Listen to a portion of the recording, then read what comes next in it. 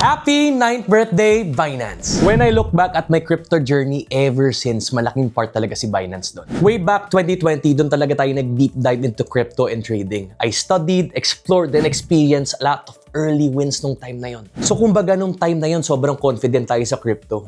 But then I got hit by reality. Na-experience ko yung first ever crypto crash ko while learning trading nung time na yon. Na-experience ko na siya nung 2018 pero this is the first time na nagte-trade ako na na-experience ko yon. Akala ko magaling na ako nun. At doon sa moment na yon, doon talaga ako na-humble. It taught me that this journey isn't all about winning lang. It's about learning, staying disciplined, and continuing to build even if things don't go your way. One of the biggest turning points of my crypto career is nung pinalipad ako ni Binance sa Binance Blockchain Week sa Istanbul, Turkey. Nakita mo nagpe-play yung vlog ko sa YT doon sa likod, pwede nyo lang i-check doon. And that experience really opened doors for me big time. I was able to connect with incredible people and got opportunities to where I am today.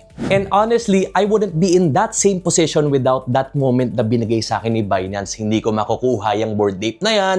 Hindi ko mabubuo tong studio na ginawa ko na pinundar ko sa mga natutunan, mga connections and opportunities na nakuha ko doon. And with that, I was able to scale ko anong ginagawa ko as a content creator with this studio that I have right now. And if you're gonna ask me, what is my favorite Binance feature na ginagamit ko talaga? Doon, I would confidently say na ang lagi kong ginagamit is yung Binance Launchpool and Launchpad. And with that, I will confidently say na na-help niya mapag-grow yung portfolio ko. Through that kasi I was able to discover new projects and learn how important research, strategy, and timing can be.